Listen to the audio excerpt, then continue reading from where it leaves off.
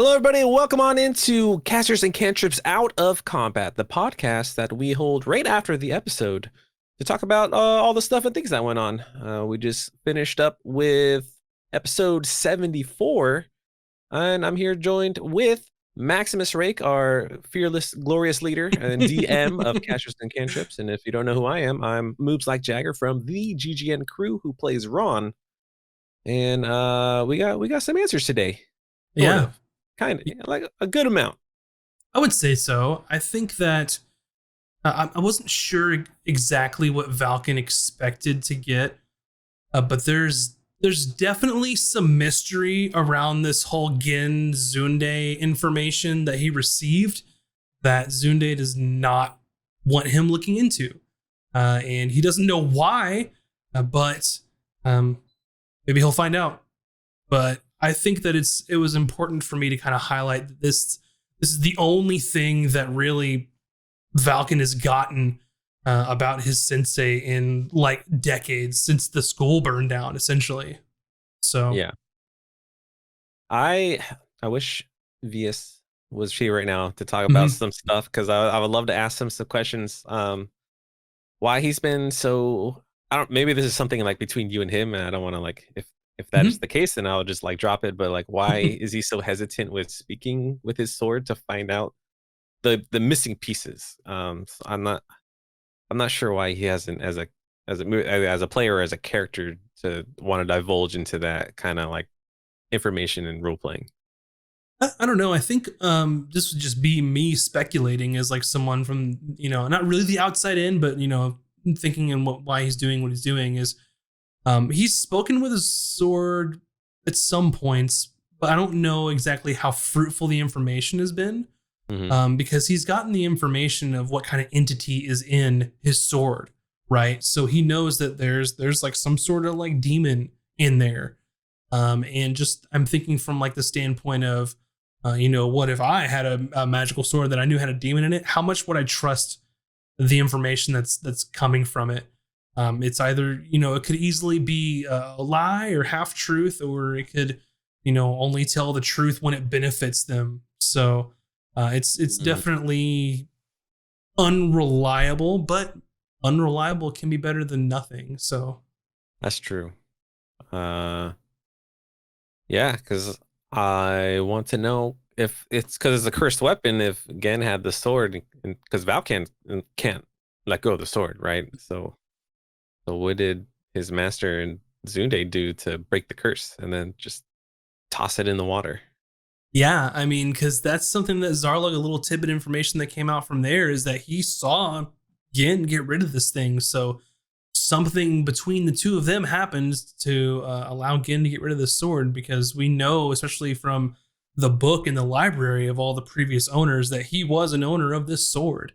And knowing that it is cursed, it could be anything. Maybe it wasn't cursed then. Maybe he did something to get rid of it. So definitely a lot of mysteries still to be solved that Zunde doesn't seem interested in helping at all for whatever reason. Yeah, whatever her reasons are. I don't know. Maybe it was a bad falling out. Maybe she killed him and left him in the mountains of snow. I don't know. I mean, if that happened, she certainly wouldn't want Valken digging into that, because he'll definitely won't like what he finds there. So, well, especially since I don't know, Bryn could speak with dead, so I was like, whoa. I think Bryn has had that item for so long that I, as the DM, forgot she had it. I remember when she got it, when I thought back, I was like, she really hadn't used that in a long time. Did she use it before? I want to say that she got that item when you faced off with the Baron in the mansion in Tustin. If I'm not mistaken, I might be wrong on that where she got it, but I'm pretty sure that that's where that item came from. Dang, that is a long time ago. Yeah, it's a long time ago. Like, y'all gotta read your inventory, man. Come on. I always check mine. Because I got like always all the little gizmos I gotta keep track of. Speaking of gizmos in Ron's inventory, now that he has this mantle from the Oak Father, like what does he think about this? He readily attuned to it, but did he know what he was getting into? Is he like ready for the kind of potential responsibility that goes into being a herald? I I Ron did not think that's what that was gonna happen. Like he would assume he would just replace the Black Knight and now it's the Green Herald. And I think I recall there wasn't one There was un not. until now. So Mm-hmm. uh I guess it's kind of good for Ron because now that like most all his arcs were done, like he killed the elemental beast, he stopped the Black Knight from killing Vin. I guess there wasn't like really much left for Ron, story wise, other than just like seeing the journey through.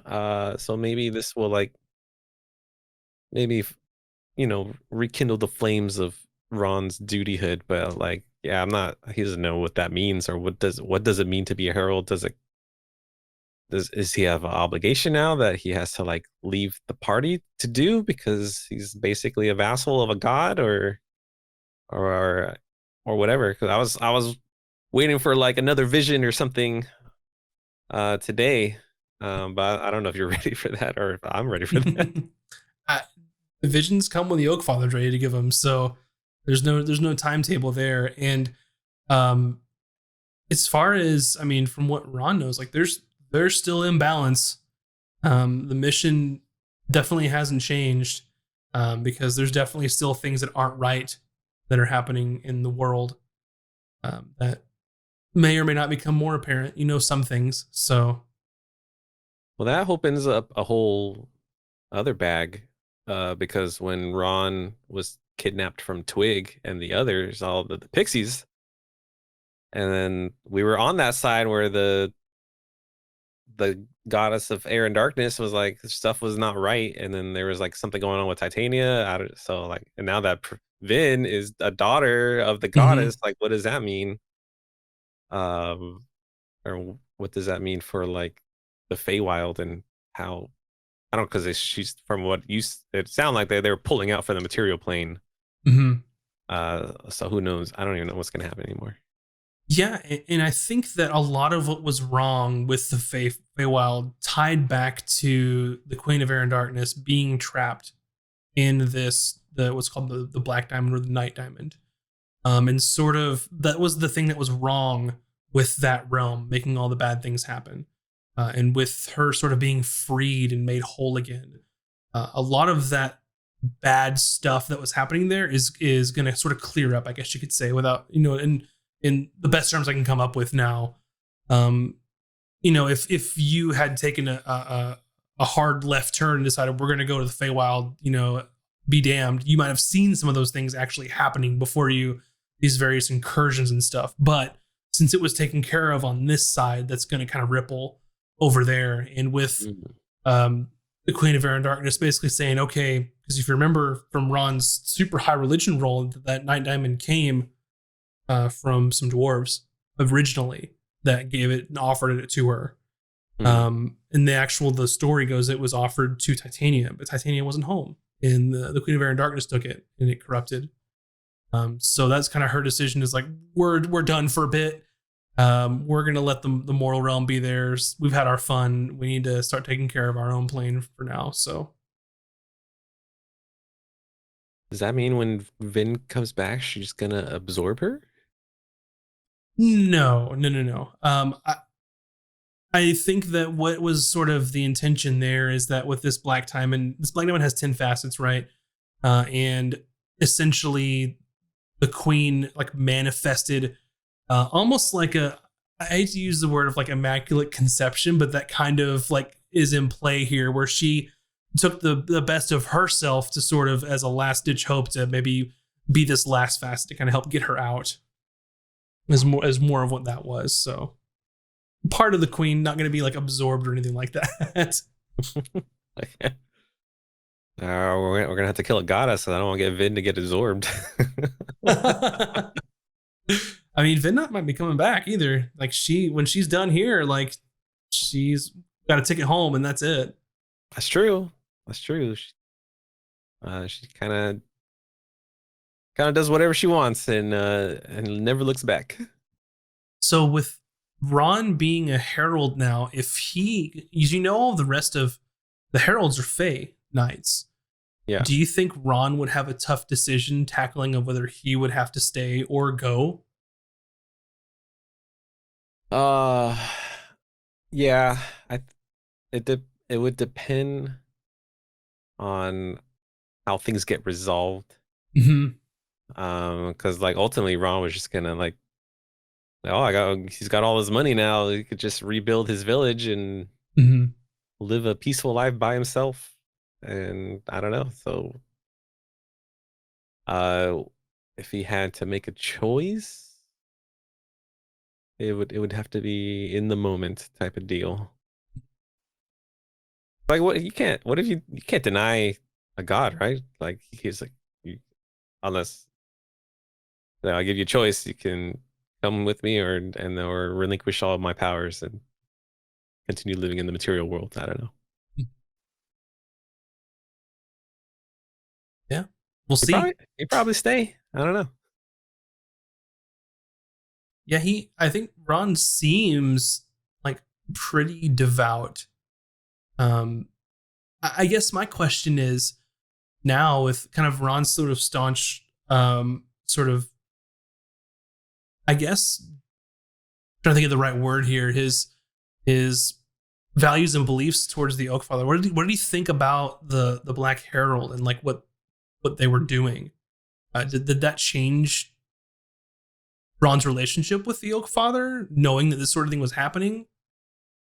Um, I mean, he was ready to give it all up to protect Vin. Surprising. Yeah. Um, but because Ron knows the other knights aren't as so one-sided as the Black Herald, so like the red and the green, they have different outlooks. So that's why when when they were first engaging in the Dwarven city, Ron was saying like, there's more than one way to deal with the problem. There's multiple solutions. So I maybe think he'll be the herald of wisdom. I don't know. I think it's funny that you bring that up because what in my mind as a DM, what the Black Herald represented was Oath of Vengeance Mhm. paladin in that regard is that they see a nail and they're the hammer Yeah. essentially, and that kind of helped sort of guide some of their attitudes and like how they would solve the problem, whether it be right or wrong, depending on whoever looks at it. But to them, that will solve the problem. It's one being that doesn't even belong here anyway, and let's just get rid of it and kind of nip this in the bud the quickest way possible. Yeah, I'm interested to learn like the hierarchy of the heralds, or are they autonomous and they all do their own things and then sometimes they meet up and just share information? Mm-hmm. I don't know, maybe Ron will be part of that council now, gets to go inside and they're like, "Yo, what's up?" That's his first words in the council. Yo, what's Yo. up? Because I mean, there was the Black Herald. There's also a blue herald and a red herald as well. Yeah. All different, all different takes on how they are doing the work of the Oak Father. Anyway, Yeah, I wonder what if Ron does meet the other heralds, what their reaction is going to be. Like it's like, "Oh, well, I mean, this is the way of the heralds. Like if we get taken down, someone assumes a new position. So maybe they're like, this is the way." mm-hmm. Or they're like, "You son of a bitch," and then I gotta fight two more heralds or something. I don't know. Yeah. Well, and remember back too is that part of the attunement for that item is that you have to be a herald to attune to it. So sort of just whether it be the will of the Oak Father or just the virtue of Ron being worthy allowed him to wear that mantle too. So it's interesting. I was surprised.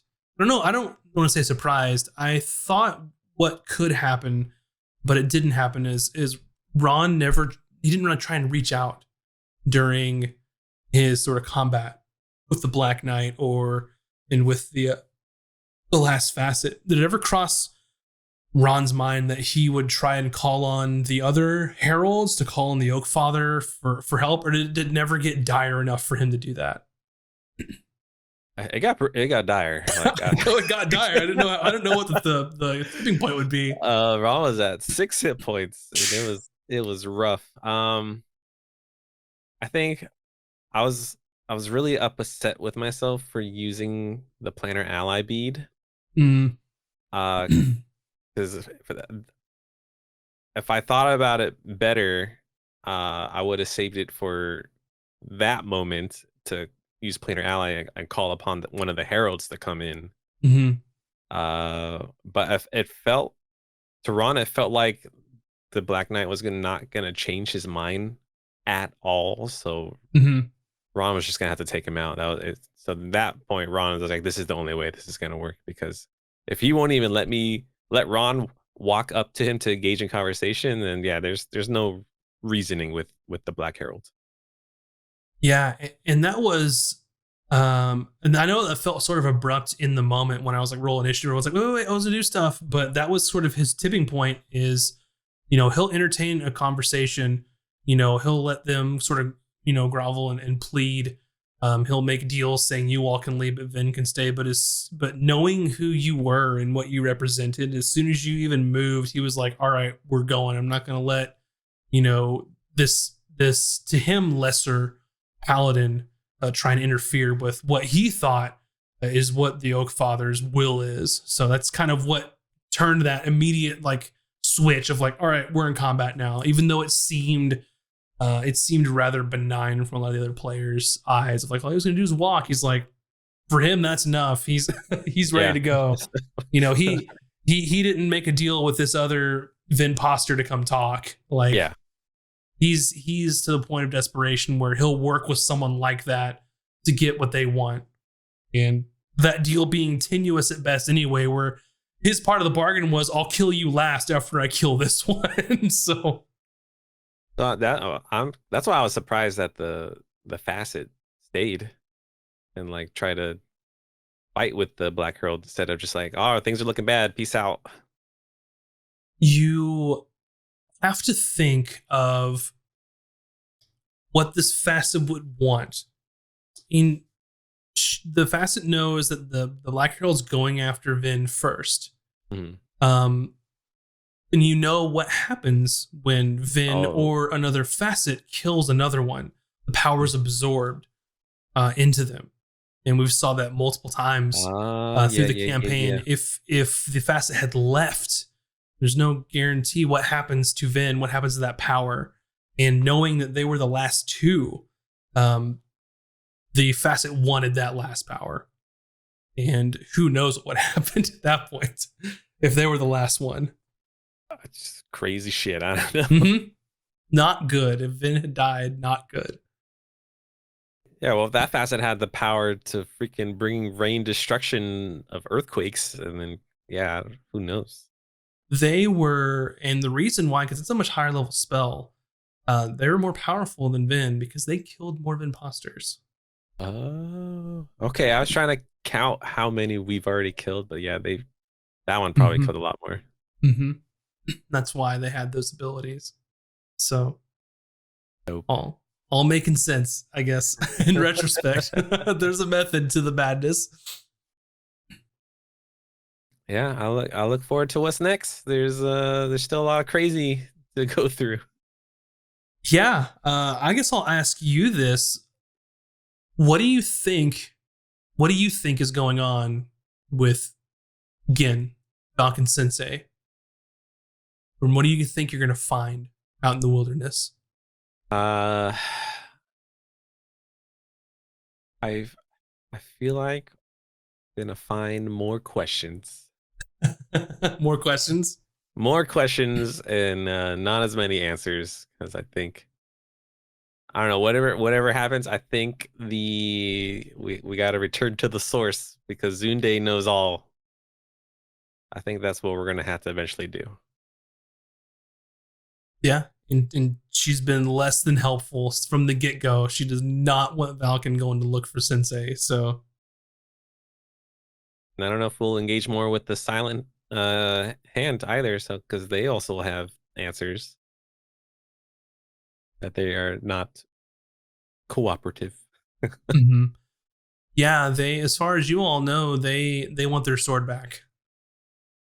Yeah, and I Uh, think that the only way they're gonna get it back if is Valkan's dead. yeah, over Valken's dead Yeah, body essentially is their goal. Um, so yeah, that's definitely their strategy there. Um, but hopefully you will have some, hopefully more answers than more questions. But you'll have to see potentially the next episode, maybe after that. Who knows? Depends on what sort of trouble awaits you in the mountains now that you've traveled over there. But thanks for chatting with me, Moobs. absolutely. Yeah. And thank you all very much. And we will see you all next week for the next episode. And of course, the next episode of Out of Combat. So see you there. Bye, everybody. Peace.